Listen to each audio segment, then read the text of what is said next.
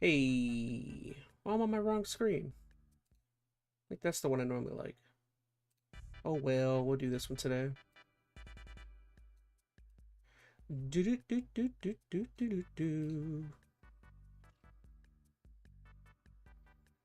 Man, my cam's all off. See if I can get it to look good real quick. Give it a little bit of this. Saturation's 56. About right there. Bring brightness down. Do this real time. I can make myself look pretty. I think that looks a little bit better. I like that one. Alright, we're good. Hey, Veronica Rose and Skylar Twilight just joined the stream. What is up, y'all? How are you guys? And hey, what's going on, everybody? ChazmaN here with another round of ChazmaN Live. I should say, you guys may have to get used to me hopping on a little bit later at around this time. If you don't know, I am going to be employed here soon. I'm going back to work on January 26th, and my schedule is going to change. I'm going to be back to a typical 9 to 5, so that means I probably won't be able to start doing streams till probably 6:30, 7 p.m. So that's probably what we'll plan for, is that it'll start being a little bit later, and I'd say probably 7. We'll probably shift up to there. Just finished eating an hour ago, said Skylar. Nice. I finished eating a couple hours ago. I got some nice barbecue goodness. So yes, if forgot to bring up my Twitch chat. Yeah, like I said, change the schedule just a little bit. We'll see how things go. Alright, so, if you don't know, this is my opportunity during the week to kind of chit-chat and talk with you guys about random things and also just watch videos. I feel like that's what we end up doing here mostly, is just checking out content, which I really enjoy doing. I've got a couple videos here. I guess since Veronica Rose is here, why don't we start with something I saw that just popped up. We'll jump right into this. Go ahead and get rid of that. Let's see. What do we want? What do we want? Let's move over to this one.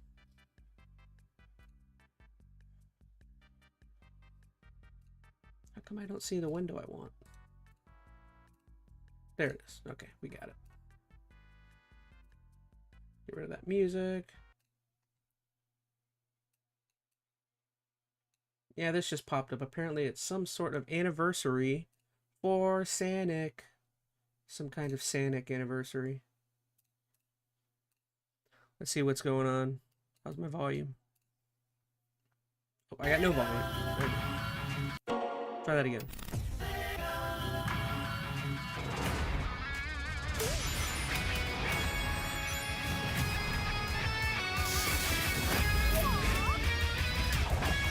What is it? Oh, it's just overall the 35th anniversary for the character in total. Let's do it! Ah, the old school cartoon. Yo! Was that a plane? When we join forces, the sky's the limit. It's not over, Sonic. Attack! Eggman.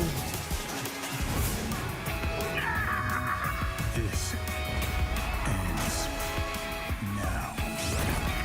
I'm Shadow, and I'm cool. Ding, ding, ding, ding, ding, ding, ding. Infinite worlds. Road trip? Woohoo! Hero. Try to keep up. Where's the chili dog? Did we see a chili dog yet? 35th anniversary. So rough for that. Yeah, I saw that pop up and I was like, oh, that's kind of cool. 35 years of Sanic. Sonic the Hedgehog. That's kind of cool. I enjoyed that. Live and Learn mention? What the heck is that? That's something else? Oh, it's a song. Interesting. Yeah, that was kind of short. I'm kind of curious. What are people saying? Sonic Are people just talking about the specific songs they've seen? Or games? There's Sonic X, Sonic Unleashed. Apparently people really like the song.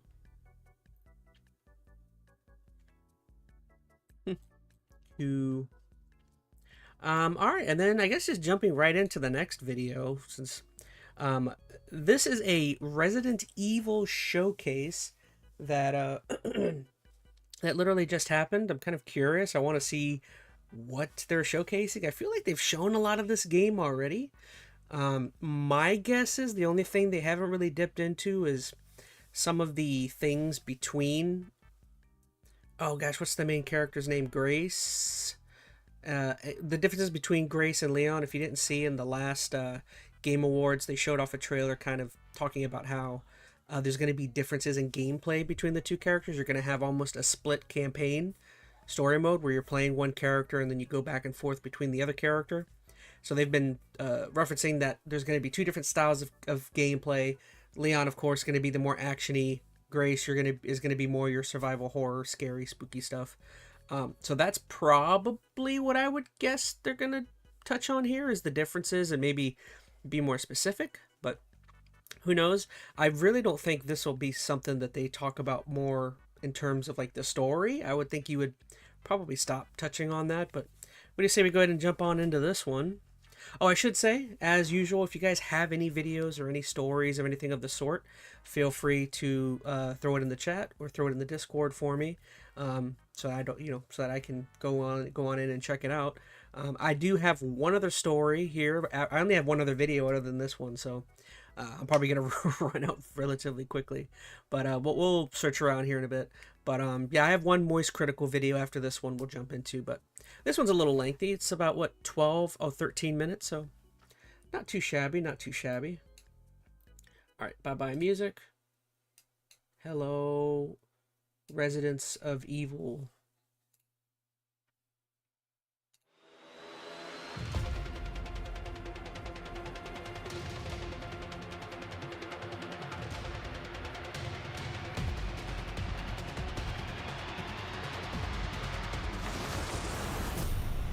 How's audio? What's my audio at? A little lower.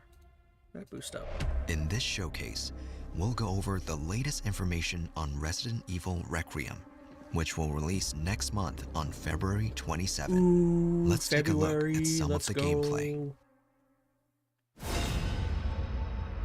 So Leon is back. はい、出ないとは言ってないですね。いや、言ってないです。まあ実際あの時も話しましたけど、レオンでもうバチバチのホラーのステージをテストしてみたんですけど、Seeing some やっ gameplay ぱり with Leon, こんな okay. レオンあんま見たくなくないっていう意見が大半だったっていうのは事実としてありますね。No, why would you want グレイ timid ス Leon? とレオンで全然違うゲームになってます。グレイスの方は That's cool. その RE2 ですとか、バイオ7もそうですね。ホラーに特化したゲーム。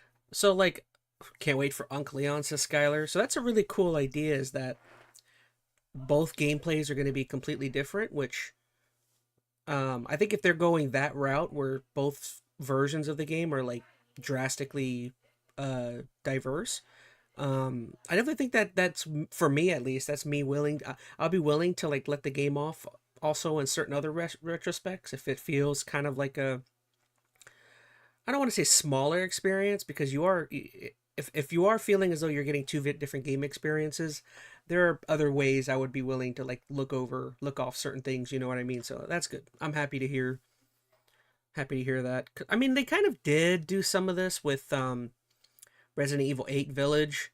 No, Resident Evil 8 Village was pretty actiony all the way throughout, wasn't it? Maybe in the first like couple hours it was kind of horror-y along with the baby section, but I don't know.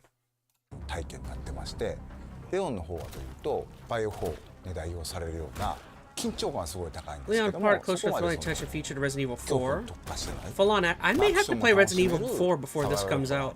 レオンにふさわしい Maybe 体験 we'll が作れ finally るんじゃ rip ない that かなとは思っ Band-Aid. てグレースのホラーとそのレオンのアクショ Come on, ン and Grace's horror, Leon's action, and allowing you to play them side by side. 今までのバイオ We ハザ create ー an ド experience では with an ない emotional すご range く unlike 感情 any の other 揺れ Resident が Evil 大きいゲームになります title to date.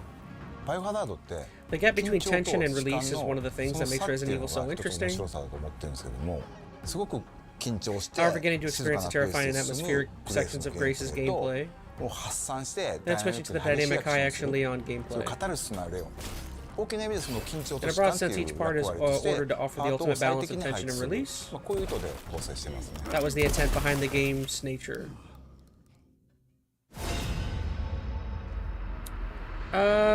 Odin is salty in chat says, "Hey, I was busy making tacos. What did I miss? You missed a 1.5-minute long video we watched before this, just kind of celebrating the 35th or 30th anniversary of Sonic, which that was, that was a very short one. And then we jumped into this Resident Evil showcase that just got posted within the last couple of hours. So this is a fresh new showcase put out by Capcom. We're only 2 minutes into the video, and they're just kind of talking about... they're actually... What I anticipated this was going to be about is exactly what they're doing. They're kind of mainly just focusing on the differences between the Grace gameplay and the Leon gameplay that's going to be within Resident Evil 9? Gosh, can't believe we're at 9 レ with オン these とグレ games. ース2人とも主人公なんですけどもストーリーとしては基本的には一つストーリーの中でプレイヤーキャラ Maybe が we'll play プレイする Resident Evil パートがあって 4 next. またレオンがプレイするパートがあると I'm starting to get the itch to そういう構成 maybe になって play a ますね Resident Evil game. I haven't played one in バ a イオ hot minute. 6の後のレオンの続きですけど、レオンはレクイエムの段階でも DSO のエージェントとして、バイオハザードテロと世界のね戦い続けてるってことになってます。彼はたくさんの悲劇を受けてき Resident た Evil 4. Did I say おそら 6? く彼 Resident Evil 4, I meant. 今回過去一追い詰められることになると思うんで Not Resident Evil その辺 6. No, も we're not 注 playing 目してほしいなと思います。 I haven't heard great things about that one. 今回のゾンビは This time, there are zombies that retain characteristics from when they were 引き alive. 継いでいるゾンビがいます。例えばこの For 館 example, の there 中 was a で custodian in the 掃除 building, 係の人がいるんですけどもその人はゾン but ビに even な as っ a ても zombie, ひた that すら person こう continues to 屋 clean the 敷をきれいに facilities しようとね diligently. 操縦数で出るんですよ。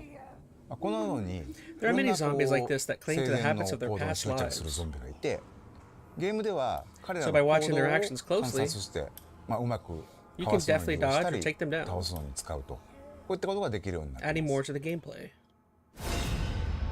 Leon and Grace, 2 styles of gameplay. Grace! Yes. Chainsaw Man. レオンのゲームプレイは Leon's gameplay is all about 圧倒的な緊張感のある overwhelmingly 戦闘 intense combat. RE4 から進化し Tense た combat. サバイバ It's ル an アクショ evolution ン of the になっ action て of Resident Evil 4. トマホークという Leon has a ものを hatchet, 装備しておりそれによるパリ which が he can use to parry attacks. シューティングっていうのは中 But 心に since な the っている focus is の on で shooting, さらに洗練されたガンプレイ we're really ここにも focused on 力を入れ refining て the います gunplay. また V を狙って You can target specific parts and enemies, then 対 finish 峙 them と off with melee attacks. それから敵が持ってい After る武 taking 器 them を out, you 奪って can take their 利用 weapons す as る well. Nice. その敵をどの部位を撃つのか You have to think twice of how to take them out. そういった戦略を立てるのが面白さ Strategy makes battles それが more うまくいった interesting. 時にさらに And dispatching enemies が倍 effectively increases that feel-good catharsis. gameplay になってます That's Leon's gameplay. Yes. グレースのゲームプレイ Grace's は gameplay, on the 制 other hand, 作空 focuses 間 on closed の spaces. 中を So this is more your typical Resident Evil experience with scarce ammo and その terrifying 中を enemies. もう There's a specific kind of fun in 恐ろ sneaking 恐ろ考えながら around, 動くって thinking いうのが about every step you 面 can 白さだと思 take. ってるんですけどもグレースでは Should Grace take out the enemy or 敵 run を倒す away? べきか逃げるのかそこの判断も非常に重要になっていま Those す decisions are なの key. で、レクイエムではそのためのさまざまな手段を用意しています That's why we それほど put. 重火器いっぱい出てくるわけ There で may は not ない be a ん lot で of すけども heavy 一つこう weaponry, 象徴的な but 武 as 器 one として symbolic weapon. レクイエムっていう There is a その gun ま that ま takes the same タイ name ト as the ル title 名を Requiem. 冠した武器が出てきますこの大 This 口 large 径 caliber 武器 assault は revolver has 弾数ほどない limited んですけ ammo, どこうぞという時 but it's in に the グレー pinch ス that を救 can って hit. くれる頼りにな Is る that Barry's gun? That looks like Barry's revolver. Barry. 実はクラフ We've ト要 also 素 put も a 少 unique し spin on the 入れて crafting まし system. てそのアンポルを作るためには感染した In ゾン order ビ to の create 血 the が必要 specialized になり injectors, ま you'll す need to use クラフ infected トリ blood. ソースになる血っていうのを And つま since り crafting 敵を requires 倒 blood, す that の means に you have to も take ま down た enemies. 意味があると、そういう意味でより We've 愛 incorporated ス and タイルのゲー expanded ム on を various 深めるよう elements な to make the 工夫ってい gameplay うのは more 各 akin 社 to 入れ Resident て Evil ますね 2.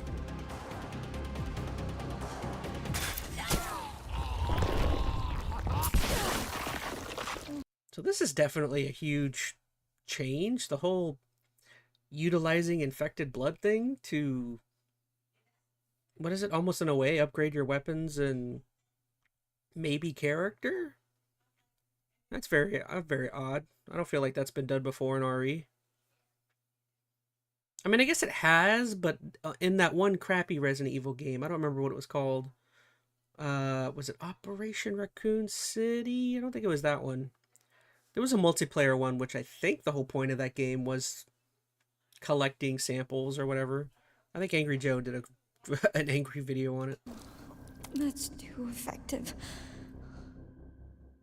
A variety of gameplay options have also been added to this title. Where your arm at? Players can switch between 2 camera perspectives.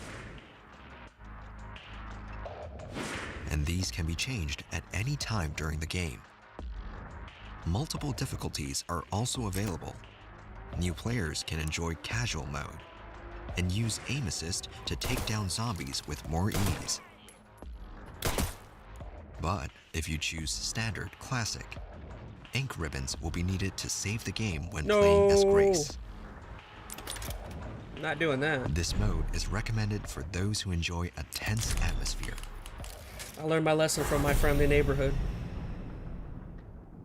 今回、This time, ポルシェ thanks to a さん special とコラボレーショ collaboration ン with させていただきまし Porsche, て Porsche, 世界に1台 be し able to か create a one of a 車を kind 作って car. おります Ooh, I want that.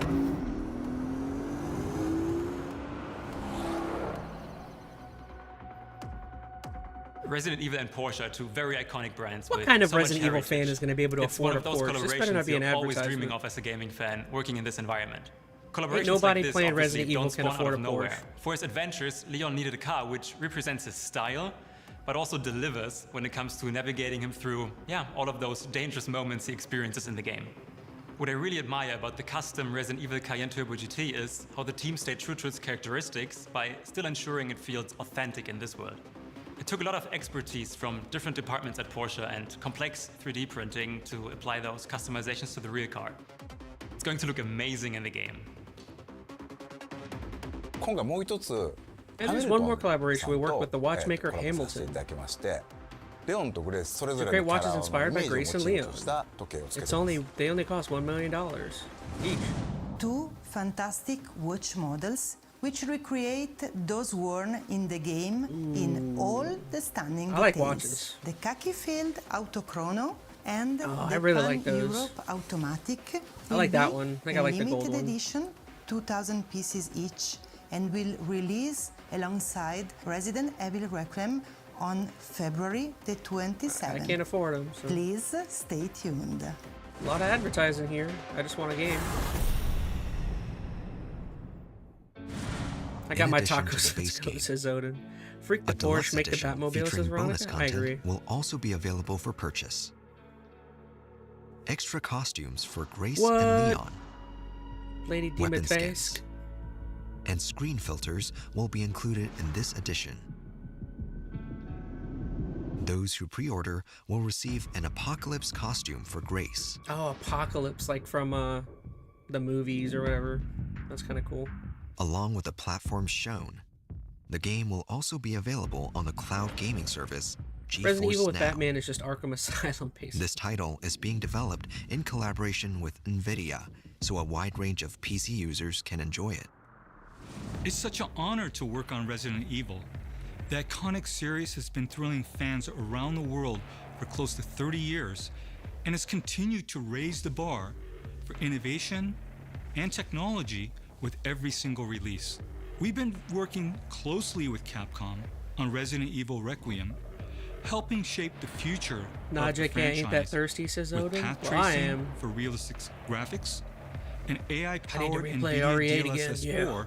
with multi-frame generation for incredibly fast performance.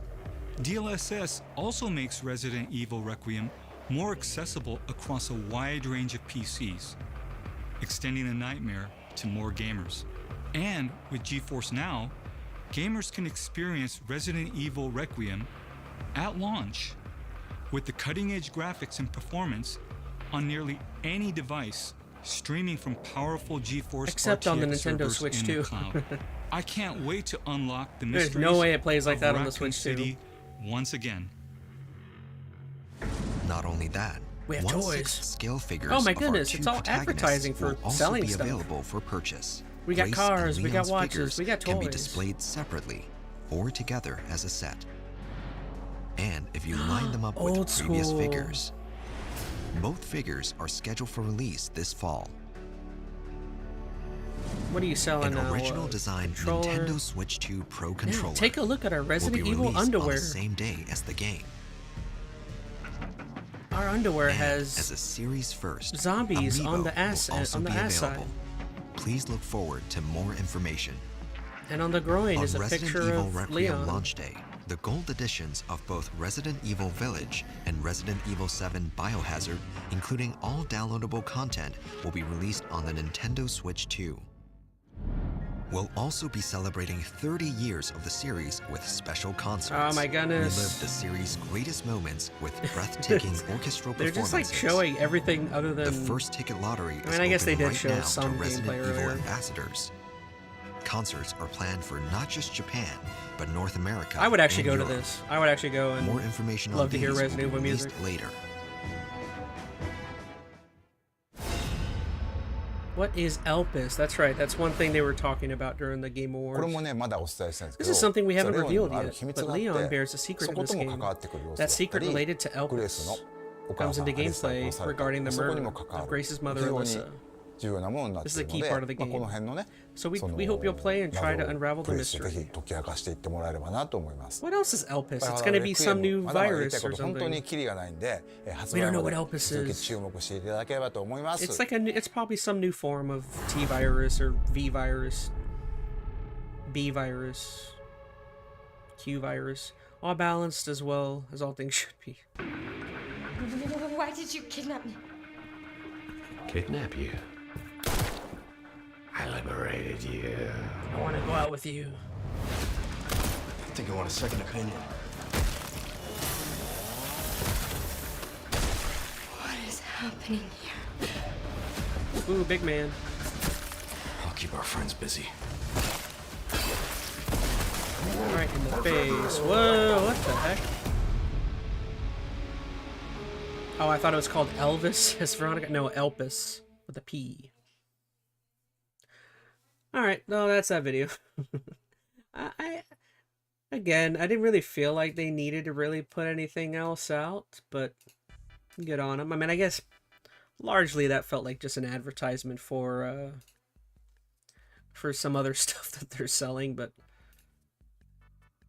whatevs. I mean, I'm not unhappy getting to see more Resident Evil. Resident Evil. Okay, so I've only got one other video, so again, guys, send me anything you guys might have. I'm gonna do one more quick run through, and then we'll jump into the last video that I got, basically. And then I don't know what we're gonna do. Let me see, anything else popping up? Anything else? The Lord of the Rings.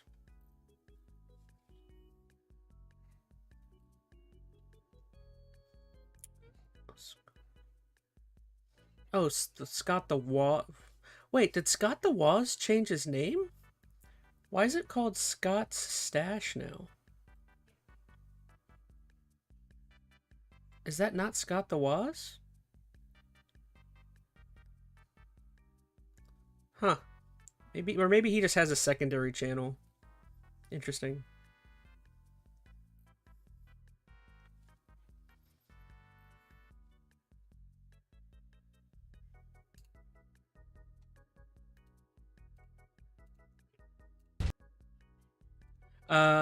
I don't got anything. Been too busy gaming, says Oda. No, you're all good.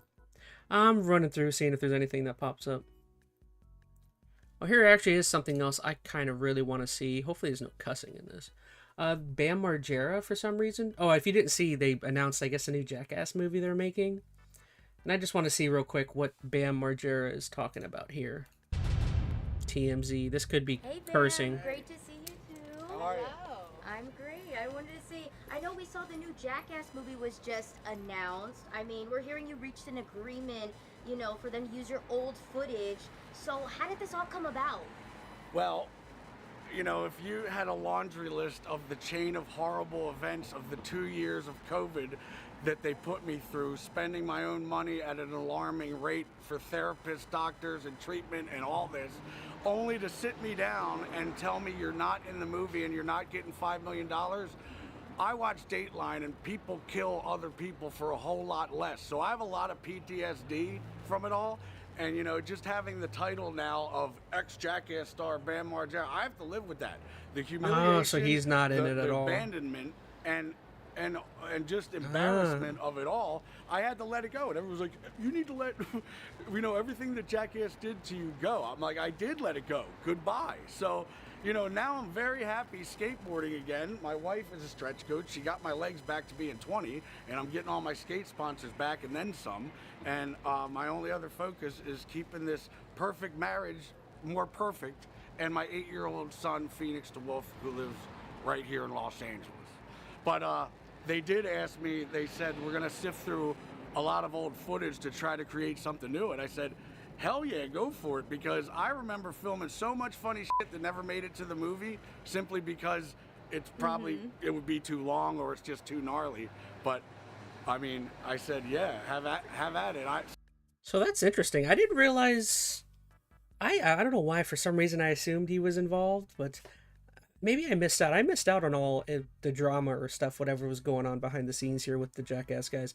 To be fair, I mean, I actually don't think Bam's coming off as hard. Like, he started it off kind of harsh, but I feel like he's being kind of fair about what he's talking about. I mean, it does sound like he's semi-reflective on, like, if it does to me sound like there's any bad blood or anything brought up by between him and the Jackass guys, I would assume most of it's his fault. Not to be mean to him, you know, but he knows he was, you know, he's an addict, right? He's been having problems and stuff. So, and he's admitting that, like, that's what he's focused on, is not leaning back into those kind of things. So great for him, but definitely I would say most of it would probably be brought on by himself. Again, love all the old school Jackass stuff. Man basically is just doing his own thing now, as far as I've seen his own, and yeah, that's what it sounds like. So as far as I know, I don't have to film anything new, and I don't want to.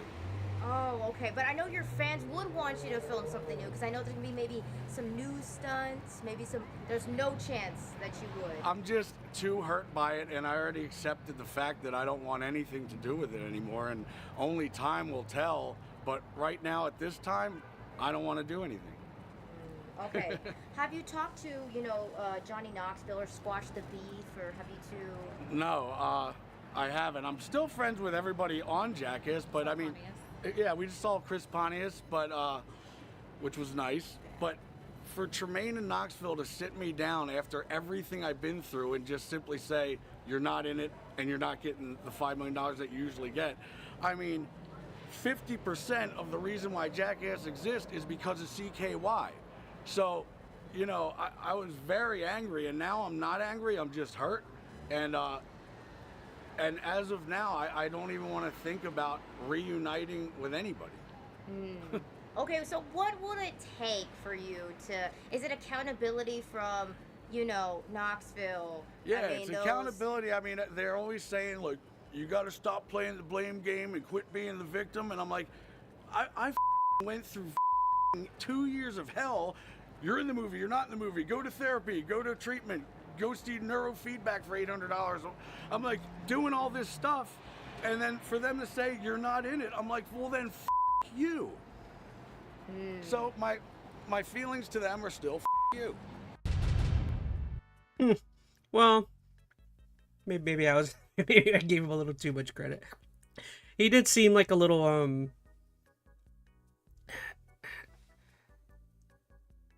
he seems very mad that, of course, they were wanting him to walk through a bunch of, or jump through a bunch of hoops in order to get him ready to record and to be a part of it. But like, again, during that time, he was in such a rough shape, and I mean, I can't inherently, blame them for wanting to hear that.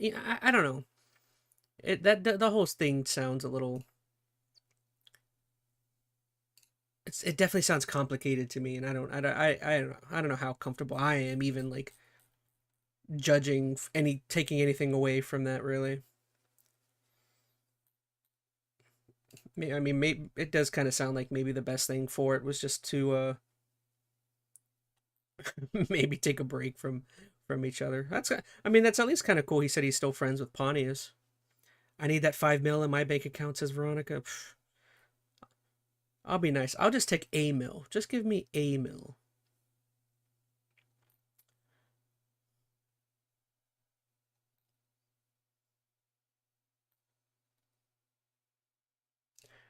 Let's see. Any other videos we got here? It would be nice to see the Squash the Beef so the new Jackass can have one more iconic guy in the movie. Yeah. I'll be honest. This might not be the most popular thing to say.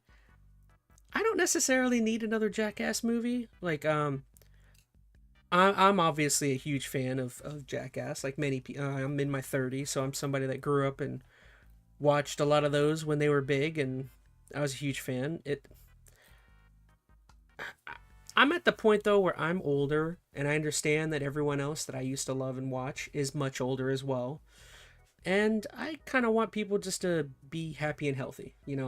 Last thing I want to see is Johnny break any more bones, or Steve-O hurt himself anymore. Those guys are older, and I mean, I guess that's easy for me to say, but then also I'm sure a lot of them don't mind getting the money. So maybe that's not as fair to say. Because while I may not want to see them get hurt, they may want some money. So who knows? Okay, so I'm not seeing anything else. I've got one more video.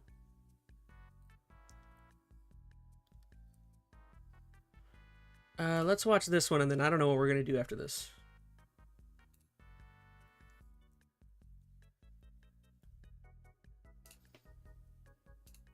So let's see. This is a video from Moist Critical.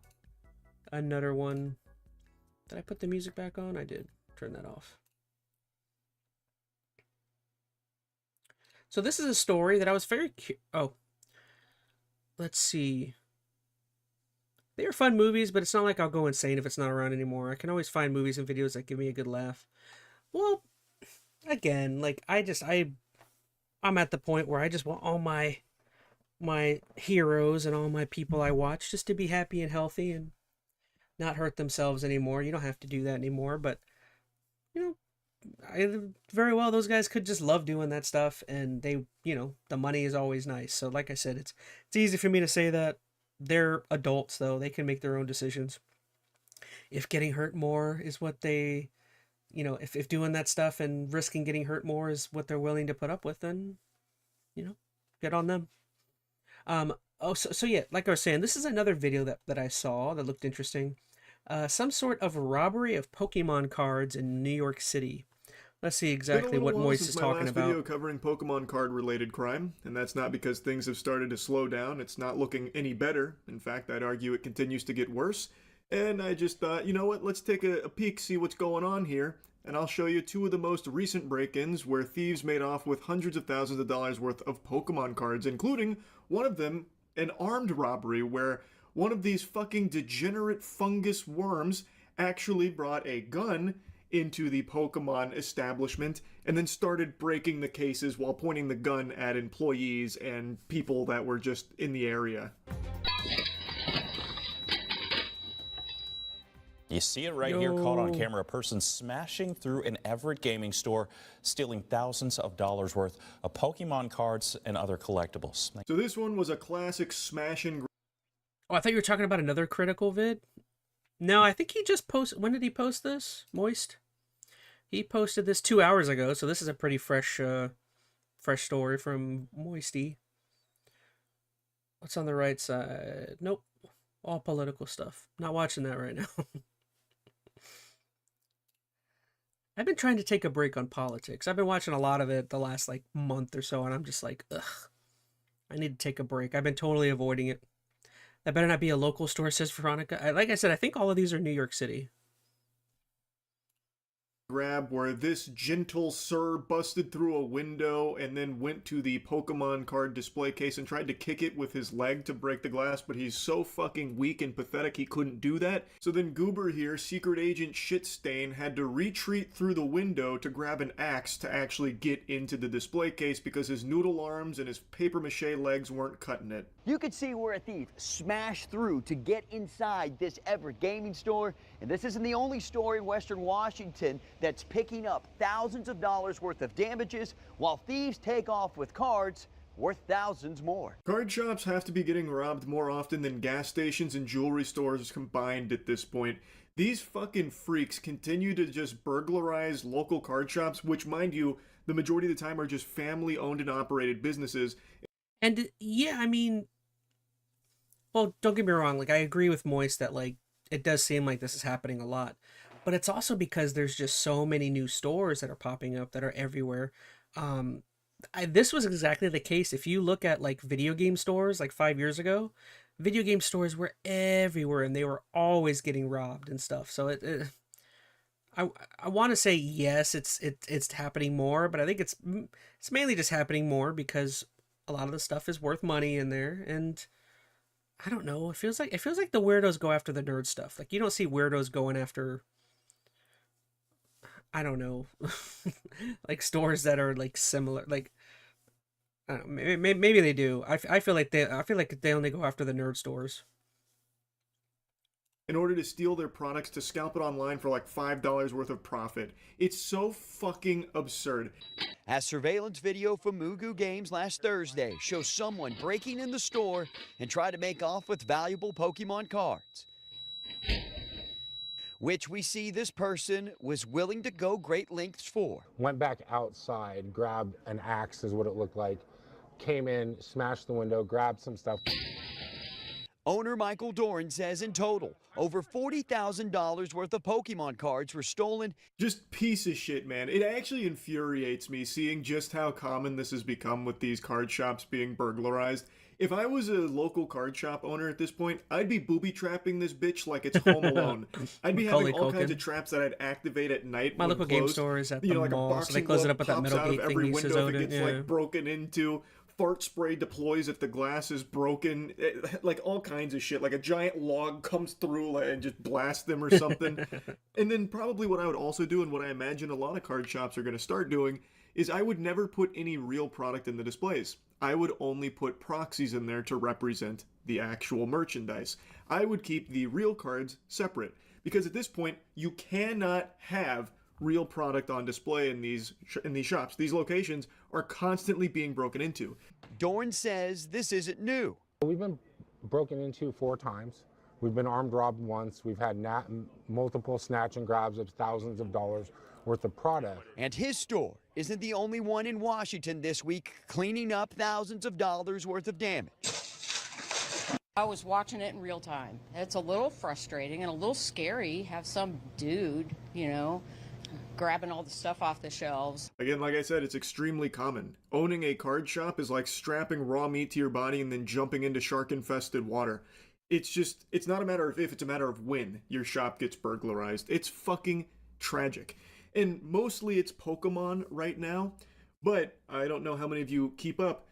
Scalpers are starting to transition to One Piece because Pokemon has been so infested with scalpers that even scalpers are getting discouraged from scalping. And I'm gonna get political here. It's so annoying that we can send thousands of people over to Minnesota for dumb crap happening over there, and yet I've never understood how major, because a lot of these stores probably take place in why can't I think of it? In shopping centers, outside shopping centers where there's multiple shops all in one area. Plaza, that's what I'm thinking. Are all in like plazas. And it's like, why can't we have security or an officer 24/7 outside of this big plaza that probably has like 10 to 15 stores? You know what I mean? Like, you can send thousands of people for dumb reasons over to stupid states to watch stuff, but like in New York City, I've all these people that are getting attacked on like the subway trains. We can't afford to have police officers on a subway train 24/7. What about up in a plane? We can't. Do we have cops chilling on planes? You know what I mean? Like, I all of this money that our government puts into all of these different state and like government security things. It's like, but like, we put all this money into the military, and yet like locally and domestically we have like no help anywhere. I think I'm bringing up things that everyone knows about, but like, still, again, why isn't 24/7? Is it that crazy to have one officer outside of a plaza 24/7? I don't know. Always some cracked up weirdos, said Skylar Twilight. Yeah, and like again, the whole subway thing to me is insane. That like we don't have an officer on the subway train 24/7. I don't know how that lady getting burned or whatever, I don't know if she ever passed away or what, but like, it's crazy. What was that? Was that Chicago? I think that happened, or was it New York? I can't remember. And to be honest, I know why in cities like New York City, while that's why that's the case. A lot of times, what I think is the case, why there's no crackdown on like homeless people going down into like the subway train and stuff, is because they're trying to keep. They would rather the homeless people go down below and stay hidden than be up on the street tops, kind of ruining just the look of the city and stuff. So at least they're hidden down below, and it's like, come on. Scalping should be illegal because that stuff can really ruin people's chances of getting a product they're interested in. I still remember people scalping consoles a few years back, says Odin. Yeah. Veronica Rosso, yeah, that lady. Yeah, I don't know whatever happened to her, so. Transition to another popular card game called the One Piece trading card game, which is a trading card game that's kind of near and dear to my heart considering I've competed in One Piece tournaments. I think it is a fucking wonderful card game. And one of the things I used to talk about with this card game is that it was like price accessible for a lot of people. Some of the top decks were actually like really cheap, especially when compared to other TCGs. That is now no longer the case because scalpers have fucking latched onto it like a hemorrhoid, and now prices are shooting way up because of it, and now a lot of real players That's why I are said having I a think hard the time lady getting their hands ended on up dying product. from her It's a disaster. injuries. The entire TCG space has just become a cesspool because of these kind of fucking worms, these parasites. But Dorn says what really has him frustrated is the lack of accountability when it comes to those who've been caught stealing from him and other businesses, which he feels is why others keep leaving. I mean, there's a reason why businesses are moving out of Snohomish County, Washington. Just, it's, you know, I'm here every day, and nowadays I feel targeted. Totally reasonable. That makes a lot of sense why he would be fearful of keeping his business in this location, especially if authorities are doing nothing to actually catch the perpetrators here. And from the way the owner of Mugu Games is talking about it, I get the impression that even if they do catch the thieves, there's not like harsh punishment doled out to them, which I have seen cases in the past where authorities will catch like a TCG scammer or someone that stole from a card shop and they just get like a slap on the wrist. They don't even go to jail or anything because they don't view it as like a serious crime. I mean, it should be viewed as a serious crime. This is a fucking crime that should be punishable by time in the fucking slammer. Like, they are a danger. As you mentioned, they had even been armed robbed before. Veronica says my TCG is OP because it's made up of pretty cards that I don't play. I haven't bought any cards recently. I kind of gave it a break once I stopped working and quit my job. That was like oh, maybe I'll slow up on buying some stuff. So this was a snatch and grab, which again, thousands upon thousands of dollars in stolen merchandise, which is a huge blow to his business. And the authorities, I guess, aren't doing anything to make him feel protected, to make him feel like it's safe to continue to operate there. So, of course, he's going to be playing with the idea of leaving, as he should. Armed robbers, they burst into a Pokemon store in the meatpacking district and started smashing display cases and grabbing items. The store what the owner heck? says that they made off with more than $100,000 in merchandise. While This people is are proof of sitting the there? armed robbery that I referenced at the beginning. So 2 thieves went to a pretty new location here.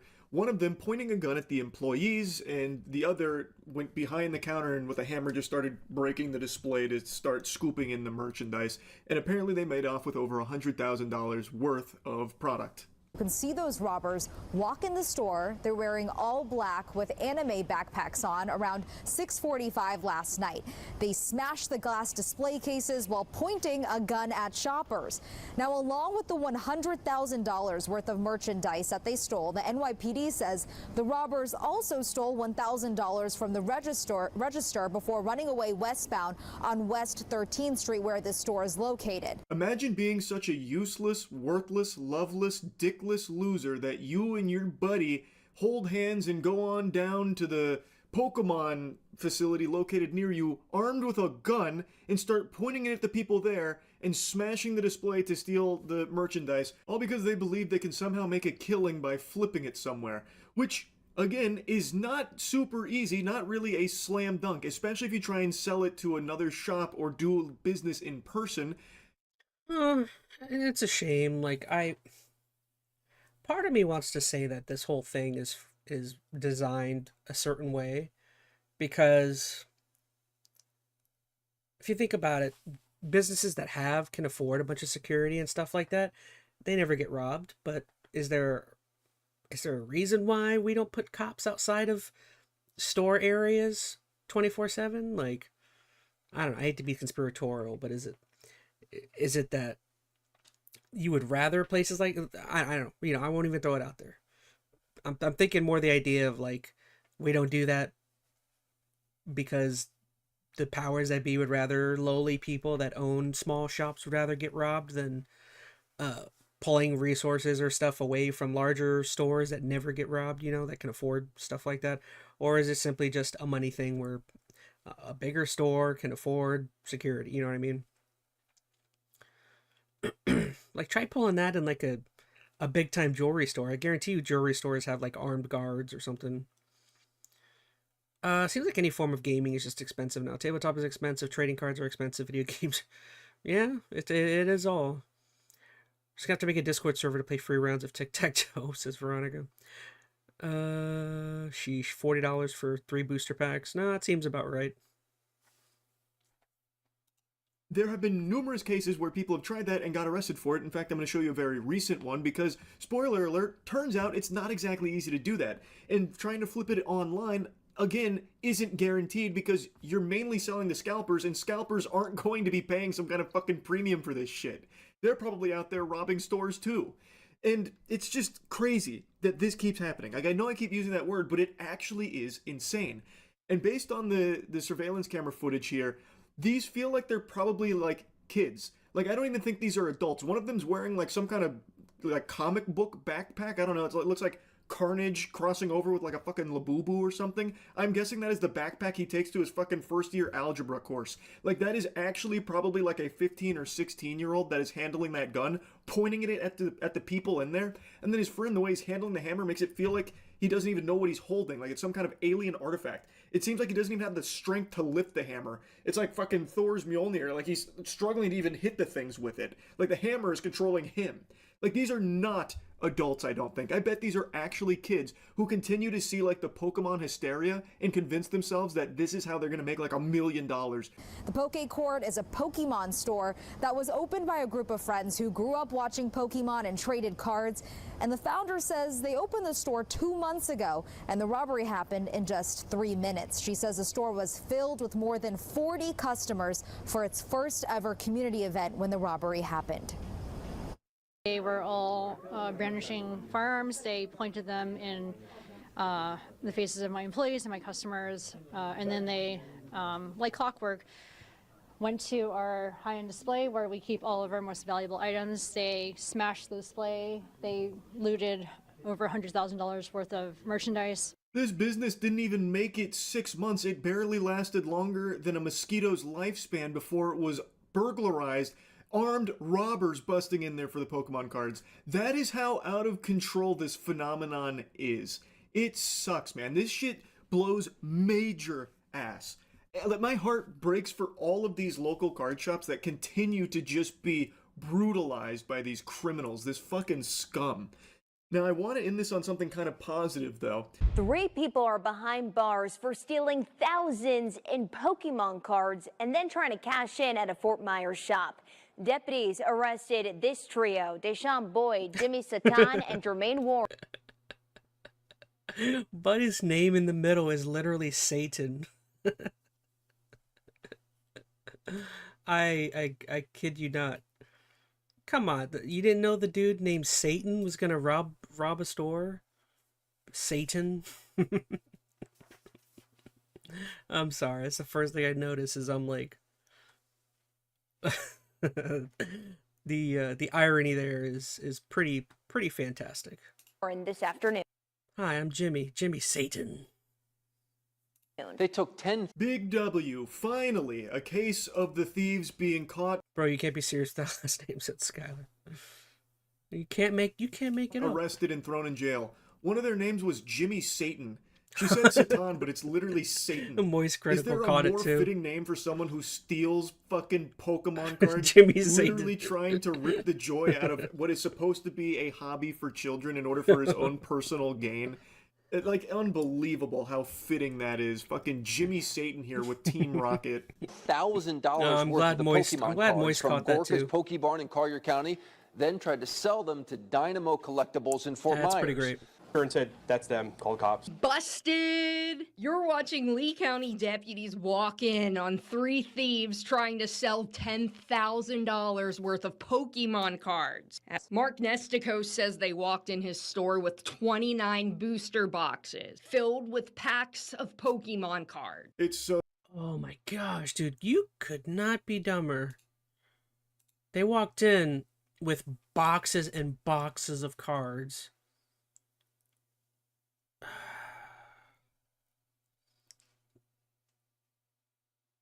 Why would you walk in with that much merchandise to sell all at one time? That's Jimmy Satan with Team Rocket, says Veronica.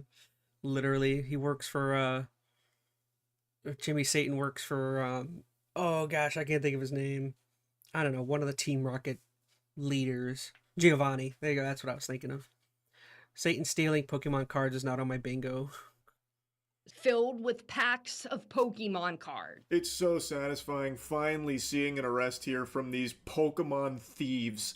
Oh, I bet they were so excited too, just filled with jubilation. Easy $10,000 payday, let's just go offload this over there at that other shop. Only to be arrested in a matter of minutes, walking out of there in cuffs. He called 911. Joking with them, having a really good time. We let them open free packs. Less than an hour before, deputies say the trio stole them from Gorka. Wait, I know this called guy. 911. Joking with them. I know this guy. This is the guy that This is the guy that's got the YouTube channel. What is he? Did he move over from video games to Pokemon cards?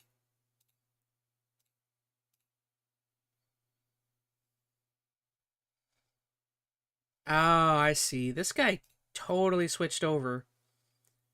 This guy was on YouTube not that long ago, and joking with them. Yeah, this guy's super familiar. I've seen his YouTube videos where he must have switched his store over quick, because there wasn't that long ago he was doing videos on selling video games, and now all of a sudden he's selling Pokemon cards. That's hilarious. What's his YouTube channel? I can't remember. There was something I was seeing. Really good time. We let them open free packs. Less than an hour before, deputies say the trio stole them from Gorka's Pokebarn in Collier County using a fraudulent credit card. We hadn't had advanced knowledge that they were stolen. They almost 100% would have gotten away with it. They really tried to speedrun that, so they used a fraudulent credit card to steal the merchandise, and then an hour later tried to sell it to another shop. That's galaxy brain scheming right there. And that's the level of intelligence that these TCG thieves have. Like, these are actual Neanderthal brain idiots that are doing this. The people that are breaking into card shops to steal Pokemon singles, or the people that are taking a gun into a Pokemon event to steal the Pokemon product. These are actual idiots. Like, legitimately dangerous, stupid fucking idiots. And I pray that more and more arrests like this happen, because it is out of control and something's gotta change with it. I really think any card shops out there should really seriously consider only putting proxies. Let me see. I think I found the video I watched with this guy, actually. I'm pretty sure that's the same exact guy. Try to start fights? This guy here. I don't know why. I think it's because he's in Fort Myers, so he's in Fort Pierce. Or Fort Pierce. Oh, why did I say Fort Pierce? He's in Fort Myers, so he's close to my area of Florida. Let's see. Let's look at this guy's face and see if this is the same guy. So there's his face right there. I just thought it was interesting. His store happens to be the one when I've seen his videos. I never stop. I'm 7 days a week. That's definitely the same guy. I have a 1-year-old and a 6-year-old. I don't think I'm going to see my daughter walk for the first time. And just being honest with you guys, it hurts. Oh, I guess he does have There are a million Pokemon reasons, like we cards talked in the about background. before, not to open a video game store. Yep. So, are you crazy? This is Mark, owner of Dynamo Collectibles. He opened this video game store in Fort Myers last year when everyone was telling him it was a terrible idea. But despite the decline fair of enough. He did retail already and have collectible Pokemon prices, cards. Maybe he just an leaned unstable economy, and the uncertainty. leaned more One into of it the completely. things that we do is... Fair enough. Maybe I don't want to make it seem as though he totally... I'm sure they still got video games in there. I just thought it was interesting. Definitely the same guy.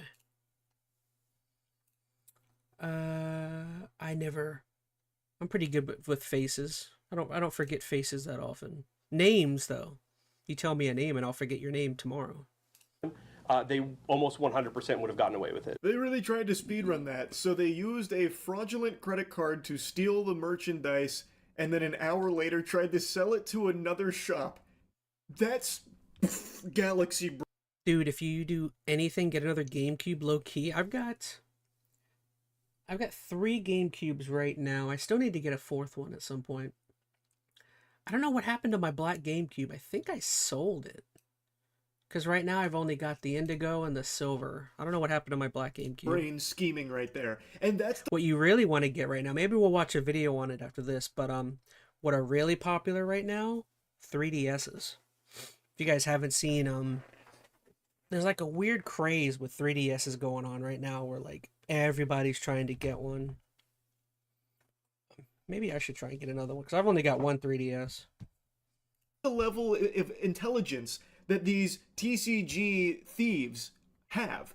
Like, these are actual Neanderthal brain idiots that are doing this. The people that are breaking into card shops to steal Pokemon singles, or the people that are taking a gun into a Pokemon event to steal the Pokemon product. These are actual idiots. Like, legitimately dangerous, stupid fucking idiots. And I pray that more and more arrests like this happen, because it is out of control and something's gotta change with it. I really think any card shops out there should really seriously consider only putting proxies in the displays in order to protect yourselves from these kind of idiots. So that would be my recommendation. I can't really think of anything else you could possibly do to combat this, because even the stores that take security extremely seriously, like one of the stores that I covered a couple months ago was literally inside of a storage unit with a giant garage door, basically a fucking vault door, to prevent thieves from breaking in. And you know how they still gained entry? They crashed a U-Haul into it. Let's see. I only have a DS Lite, says Skylar Twilight.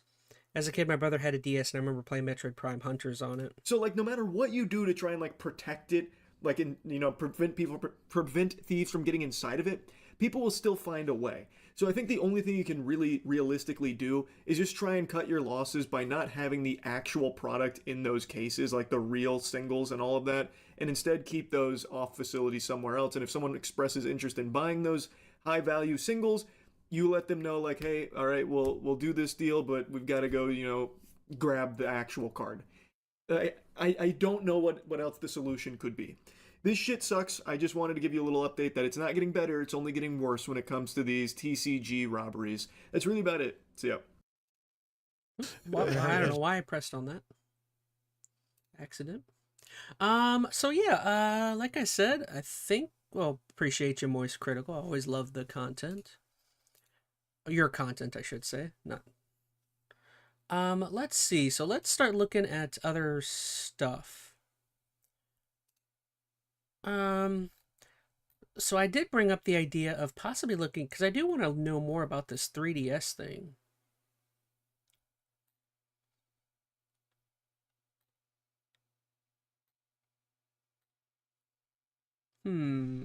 What can we do? Let's see. I'm just looking. Any other crazy videos popping up? No? All right, let me look. Oh gosh. Why'd I click on that? I'm messing up all of a sudden. Let me see. So 3DS. I do want to know more what is the craze with 3DSs right now.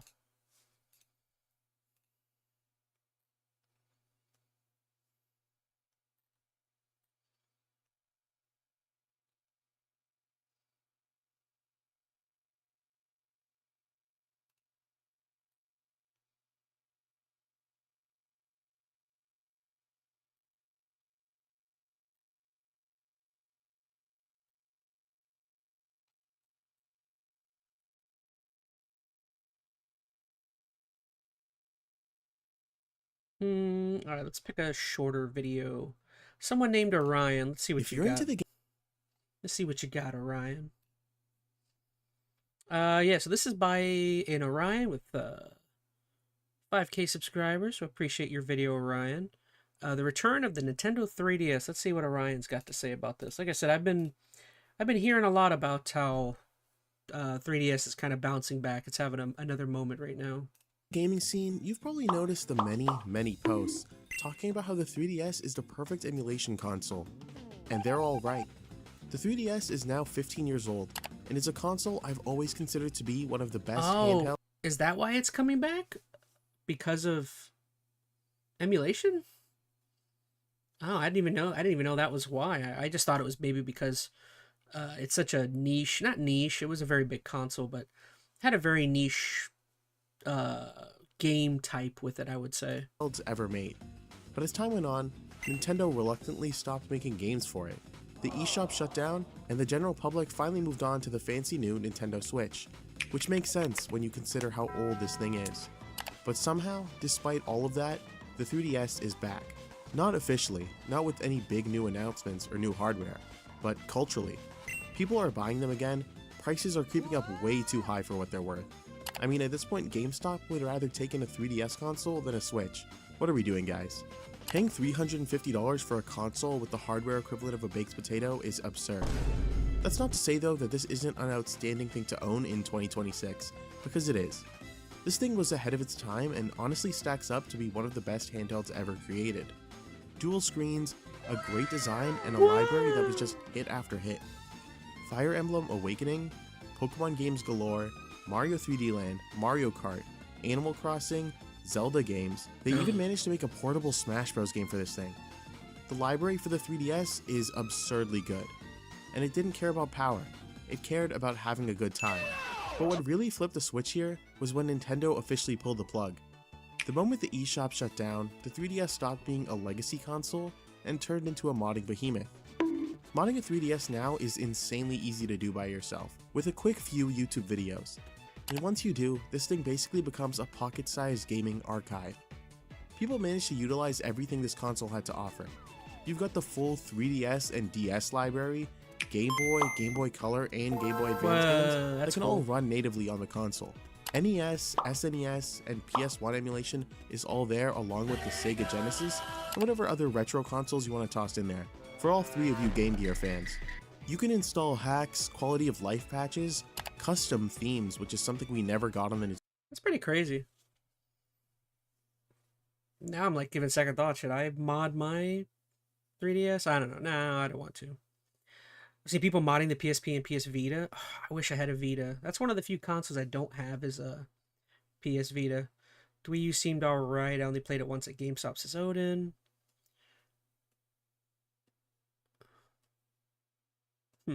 Wish the Wii U came back, said Veronica Rose.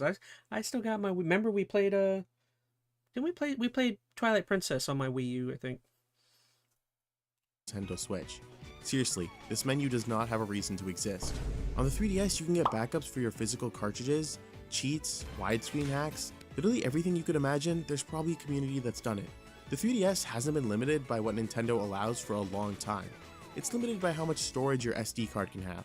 And as this scene has evolved over the years, the 3DS has become the perfect console for preservation nerds and casual players alike. Like I was saying, a fully modded 3DS today is kind of absurd. You open it, and you're playing in seconds. You don't have to worry about updates. Granted, if you saw one, I'd recommend not doing it, considering how hard Nintendo truly tried to brick these things years ago. There's no please connect to your internet to try and get the games running. It all just works, and that's why people are coming back to it. In a world where everything is live service, and Nintendo is making you pay this much for your old games, the 3DS is the perfect way to play your retro things. You own all of these games, and you can take it everywhere. But at the same time, let's be real. The hardware here is old. The screens aren't amazing anymore, performance caps out, and the circle pad is probably not going to hold up for long. Eventually, you hit a wall where you realize I think that's what's wrong with mine, is that my circle pad which is why what's happening right now is absurd yet revolutionary. The 3DS wasn't some sort of niche console. It's up there on the chart with the best-selling systems of all time. Everyone and their mom owned a DS or 3DS at some point, to the point where the 2DS bundle with Mario Kart was the ultimate budget Black Friday deal. Does it look like a piece of bread? Yes. Yes it does. But it also came with Mario Kart and costed less than trying to buy a single Switch 2 game at this point. And so that's why these prices rising for the 3DS don't make any sense. Gosh, that is crazy. Do you guys remember when... I don't know if... Maybe you guys are too young, but I remember... This guy's right. For a period of time, you could get a 3DS with like a game for like dang near under $100. Isn't that insane? I couldn't imagine that now. Like a major handheld or any console made by any modern developer being under $100 from one of the main big three companies. Like, that's crazy. I definitely remember that. And also, like, towards the latter end of the Wii U's life cycle, or towards the latter end of the Wii's life cycle, they were like dirt cheap too. You could get one for like $100. It's kind of insane. Go up and up and up. What made the modded 3DS scene so amazing was partially the fact that everyone had one of these lying around. It was an $100 console that was a retro gaming machine and could play all your NES and DS games from before.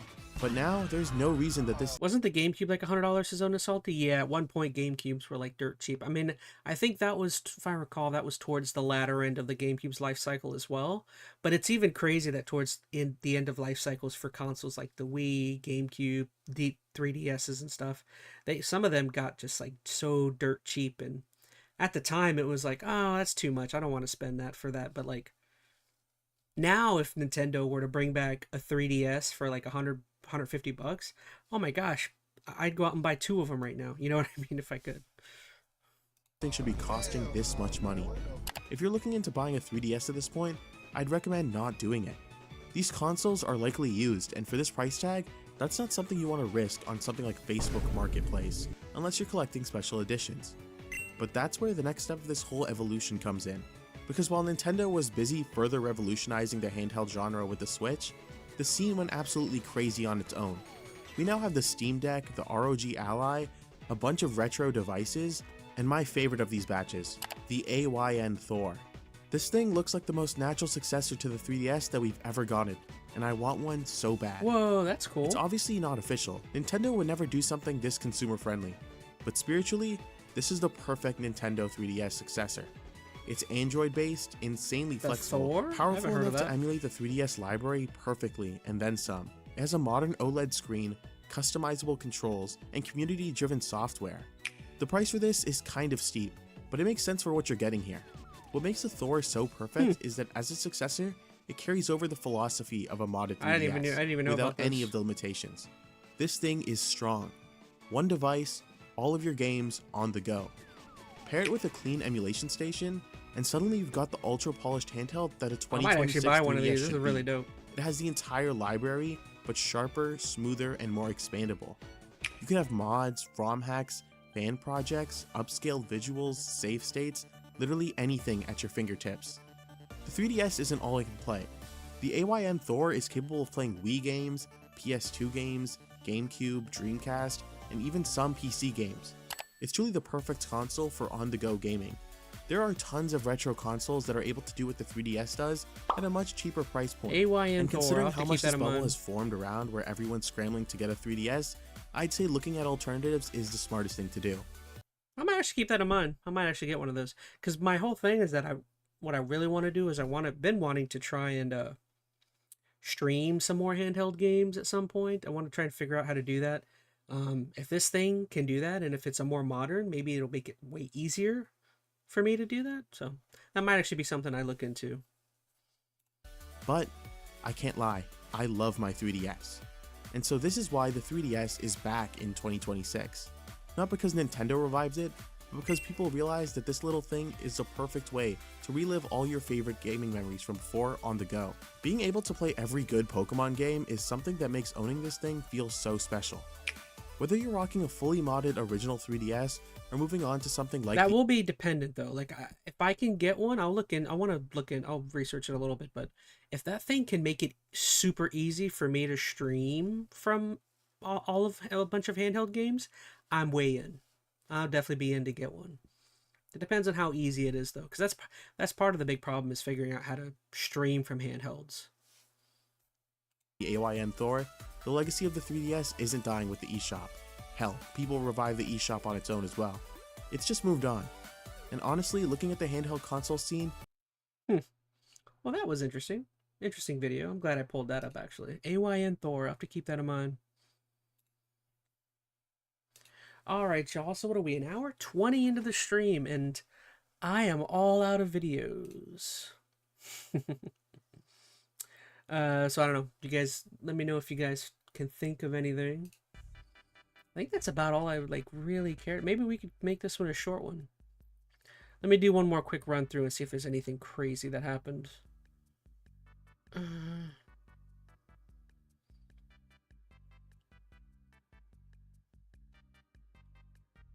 Oh my gosh, Mudahar did a video on the Thor too?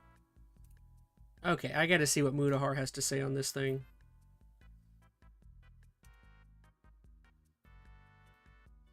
If Mudahar's talking about it too.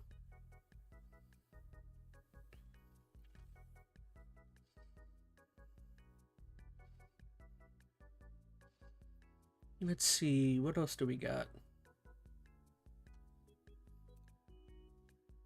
Oh my gosh, there's a video from Moy saying something has always been a scam. I think he, I won't worry about that video, but I think he was referencing the Donald Trump phone. Was that the one he was talking about? I think that's might be a continuation of his Donald Trump phone video he did. Oh, okay, that's what there is one other thing I wanted to show you guys if you didn't see it. That is a lot of people are talking about.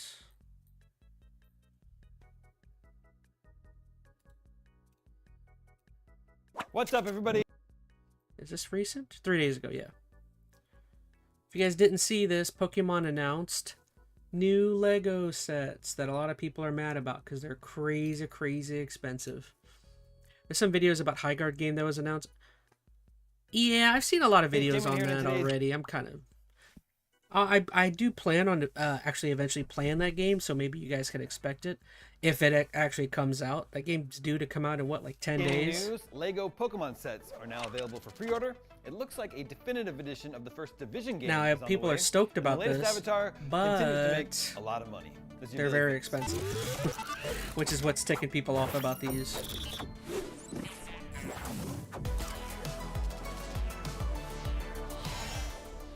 It's finally happening.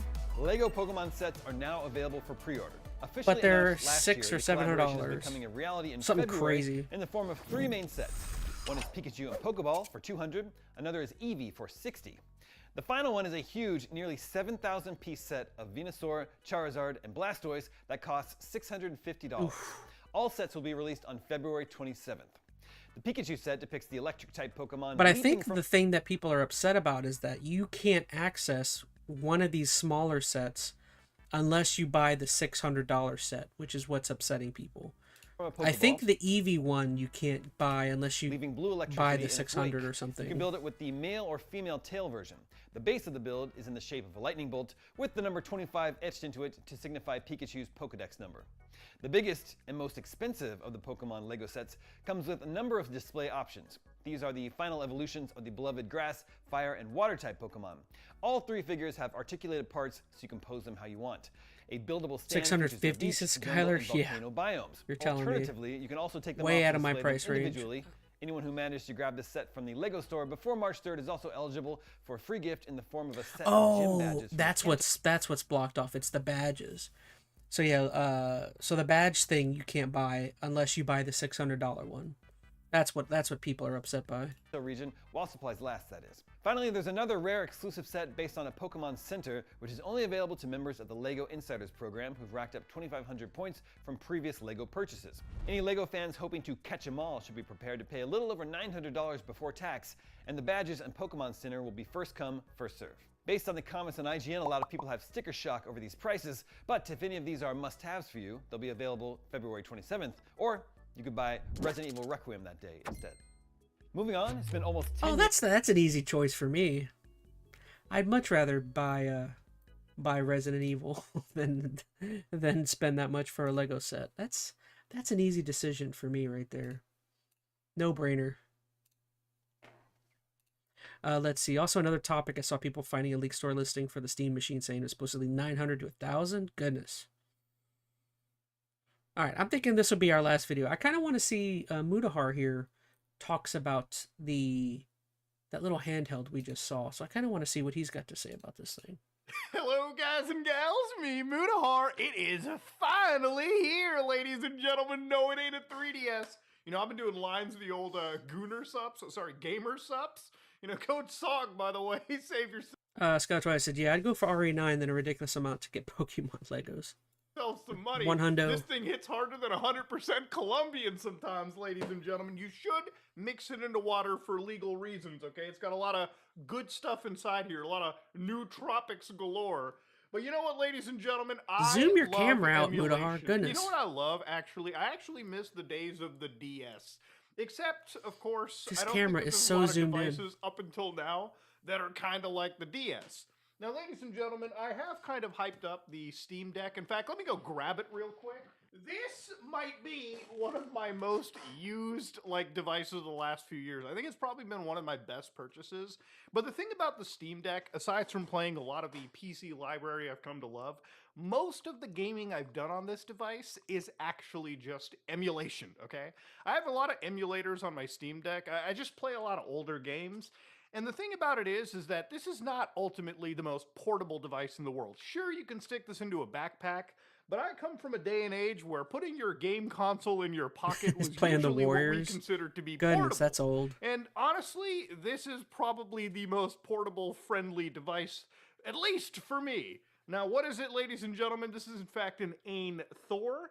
Now, of course, I'm not sponsored by the company on this. Actually, I went out and spent my own money on this device. I made a bit of a mistake. Unfortunately, I bought the base 8 plus 128 gig. I kind of read this wrong. I should have probably bought the Pro, but you know what? I'm actually glad that I bought this version, because it's a $299 device. So I don't want you to think that this is crazy cheap by any imagination. Because realistically, it is kind of a premium product with a premium feel. And I'm glad that I kind of took the financial hit on this, because at least I'll get to talk about it with the feeling that most buyers will. Now, before the old Steam Deck, ladies and gentlemen, I actually used to walk around with a couple devices. One particularly was my old PlayStation Vita. Now, I think this is probably one of the greatest handheld... Vita. I would love to have a Vita. Like I said, I think, who is it? Odin Salty mentioned it in chat, but Vita's one of the few consoles I actually don't have. That's one of the ones where it's like, I should have bit the bullet and just bought one 5 years ago, and I don't know. I was not interested. Devices that Sony absolutely crapped all over, okay? They went over this, spread their cheeks, and shat all over the Vita. This was probably one of the best gaming devices. OLED screens is where it started, baby, okay? It's had some of the best games. Sony just completely looks like decided Sleeping to get Dogs. greedy, okay? I mean, proprietary memory cards, so on and so forth. I mean, there's a whole lot of problems that Sony did, which kind of led to the Vita's ultimate failure. And of course, obviously, the next device, and I think it needs no introduction, was the 3DS. And I've Killzone. shown you guys how to hack the 3DS. Sorry, some of the actual covers kind of I don't know what happened there. But this is one of the best little handheld devices that you can get. I showed you guys how to hack it. But ultimately, these devices are not powerful anymore, okay? They're not really strong enough to run some of the crazy emulators that I needed. So again, years before the Steam Deck, I ended up getting one of these like GPD XDs. And see, the problem here is it doesn't have a secondary screen. I mean, it's got the controls and everything, but it's just a little Android emulation tablet, okay? It's fun to play Chrono Trigger, fun to play some PlayStation 1 stuff on. But things more recent, not so much. Now, what makes this device a little bit better than the Steam Deck, you may be wondering, Muda? Well, ladies and gentlemen, first off, I didn't know this, but Android does the dual screen stuff pretty damn well, actually. You know, you can actually use both the screens, and there's been a lot of people that have been playing video games on this with the most ultimate multitasking, okay? Some guy's playing... I feel like Muda got a for new instance, camera. That's why Stardew he's so Valley zoomed while in. watching The Office on the bottom screen. Yes, you can run What? two programs on That's the cool. individual screens. Look at this man maxing out RuneScape Classic while they got Pokemon Silver running in the You bottom. can run multiple And, yeah, they've programs on the actually different managed to get screens? Fallout 3, which is a PC game functioning on this device as well. What? And why is that? Well, ladies and gentlemen, this thing comes with a Snapdragon 8 Gen 2 if you buy that base 8 and above version. Anything below that comes with a Snapdragon 865, so obviously the performance is definitely different. But the cheapest version is also $50 less. So if that appeals to you, that does appeal to you. But That is really cool. I mean, don't get me wrong. I don't think I would ever, like, actually utilize the screen. I'd rather just have a typical... Well, I guess if you're playing something non-3DS-wise, that would be... I don't know what you would put on the bottom screen, though. But the guide of Majora's Mask while I play... Oh, that's a great thing. Yeah, Veronica Rose makes a great point. You could pull YouTube videos on the bottom to be, like, guides or something. That's probably what I would actually do more often than not is, yeah, put a guide on the bottom or something while playing your game on the main screen. That's pretty dope. Paying the $50 extra for the stronger power is probably the smarter move in general. Because, ladies and gentlemen, this thing really does have some kick to it.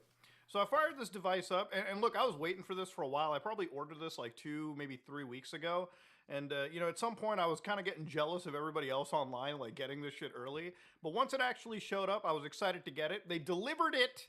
And this is not the company. This is fucking DHL, by the way. They delivered it to the wrong house. Oh, I had to gosh. go to my neighbors and ask them, hey, please, do you have my package? And thankfully, my neighbors were nice enough to give me my package. So fuck you, DHL, in the ass.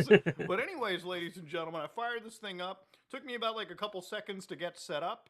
And lo and behold, I went to the actual internet. I downloaded a few emulators for the DS, the 3DS, specifically the systems that I was mostly interested for because it is a dual screen system. And then I also downloaded some more powerful emulators, but we'll get to that in a little bit. Now, as far as the actual gameplay for this device goes, there are 2 reasons why this is more important than the Steam Deck for me. One of them is that the processor on this is an ARM-based system, meaning that it runs quieter, it runs more efficient, and ultimately it means that I don't really have to deal with a lot of fan noise. I also get a better battery life in my experience just gaming on this device as opposed to the Steam Deck. Remember, the Steam Deck is an x86 device, and the more heavy loads that you throw on it, generally... All right, well, I think I'm good. I just wanted to see what Mudahar has to say, and it seems like he's really liking Game Boy it. Advance was also an exceptional time, and this Okay, is I where just wanna see. when you deal with the single screen emulators, the ability for you to multitask on this device really fucking shine. Wow, that looks watching really YouTube good. videos while I was playing Game Boy Advance emulation, or just browsing the web while I had a game running on 2 separate screens was probably the cooler experience. And for a lot of Game Boy Advance games, running them on that bottom screen, which is smaller, is probably the ideal way, just so the pixels match more closely. And of course, leaving the top screen for maybe a video or something else, or whatever you want. It just works in that way. Now, I feel it's about time for me to discuss how the bottom and top screen sort of work.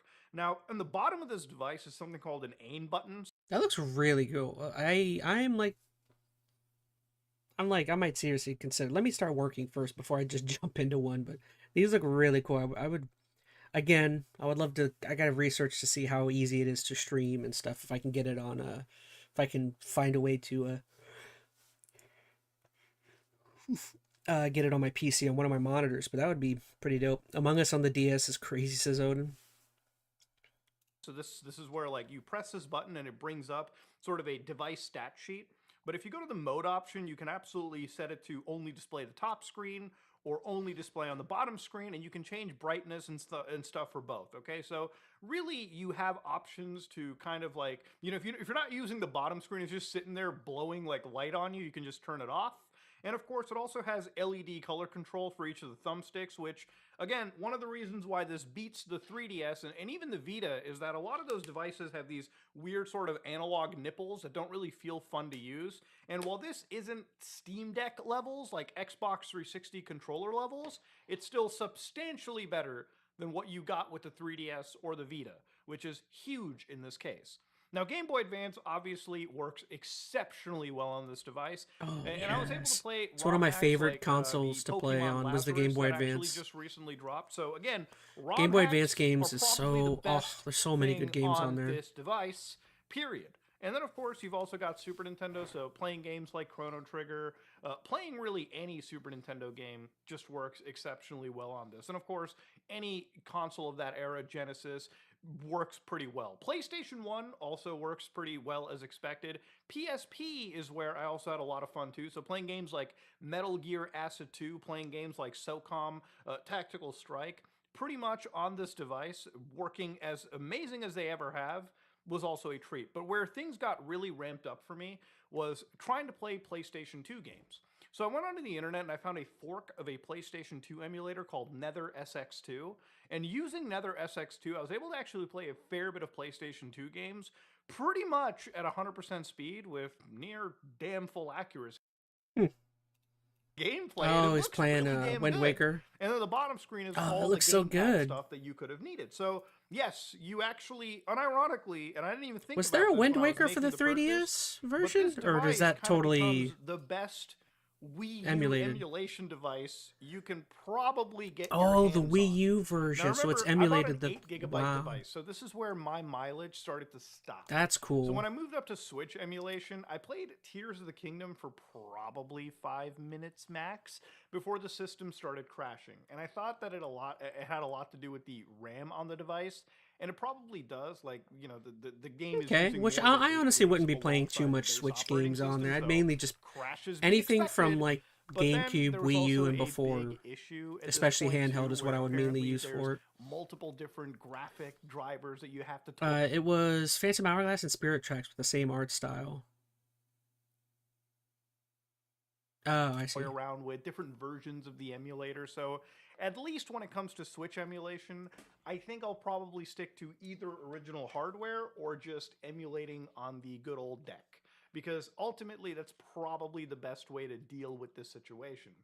Now, of course, that might be different for people that buy more of the higher end devices, but for me, Switch emulation kind of died there. Now, there's a lot of people that are actually emulating PC games like Fallout, for instance, and there are some old PC games that you can now emulate on Android hardware, ARM-based chipsets. You know, you kind of see this with games like Grand Theft Auto 5, at least the older kind of stuff. And it also wasn't something that I really bought the device for. But if you were somebody that wanted to play some older PC games, like even all the way up to like Metal Gear Solid 5 Phantom Pain, which, I mean, that game is pretty old now, 10 years at this point, you could probably still play a lot of those old PC games on a device like this. And Dang, would it looks probably good, run dude. decently well. Now, as far as Android-based games work, remember games like Red Dead Redemption are suddenly dropping on Android? Yeah, it's crazy how that game went from like being... Interesting.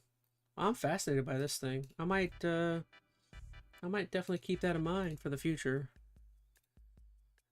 Like I said, if it helps me make more content for y'all, I'm down. I'm down to check it out. I'm down to clown.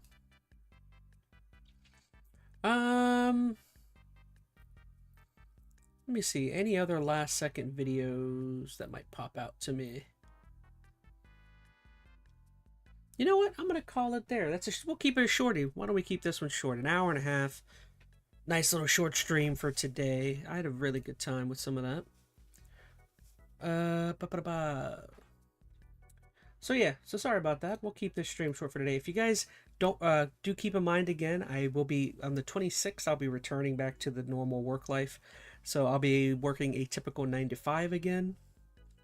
So that means that I probably will have to shift my streaming times to slightly later. So I would say probably we'll say 7:30 will be the new time. That'll give me a good amount of time to get home and get prepared. You know, let me at least see the first week how often I'm getting home, how late I'm getting home, and of the sort. But yeah, same schedule. I'll probably keep it the same. Monday, Tuesday, Thursday, Friday, Saturday. We'll keep doing the same old thing. So. Real quick, thank you to everyone in chat. Let's see, so I'm pretty sure it was Veronica Rose, Skylar Twilight, and Odin is Salty. Appreciate all y'all over there. Had a good time with y'all. Yeah,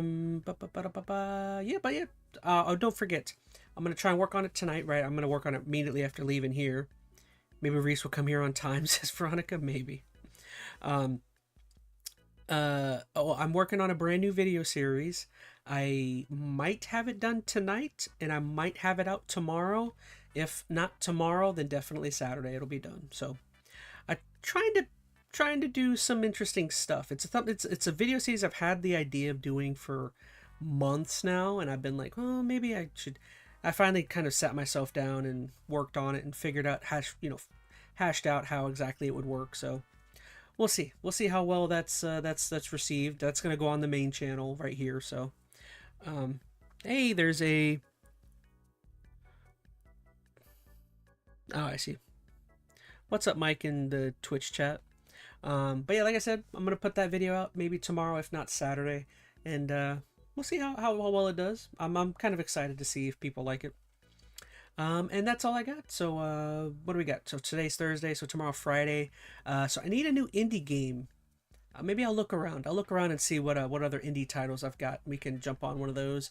We'll get back to Pokemon on Saturday, and then we'll just rinse and repeat all the same schedule throughout the week. So, yeah. Anything? Oh, thank you so much to the Patreon backers. Skylar Twilight 128, Matthew Biocrash, and Tim. Really appreciate your guys' support. W Stream says Odin, appreciate you.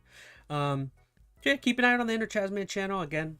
Probably starting tomorrow because it takes like 24 hours for this stream to process, and because I didn't hit record before doing this, it'll probably be Friday night or Saturday night when I start uploading some of the highlights from this. So keep an eye out on the ChazmaN live channel, and that's all I got. So really appreciate all of y'all being here. I'll see you guys tomorrow night, and like I said, I'll start looking around and figuring out what game we're gonna play tomorrow night. And yeah, that's all I got. Thank you so much. Love you guys. Adios. Have a good night, everybody. Bye-bye.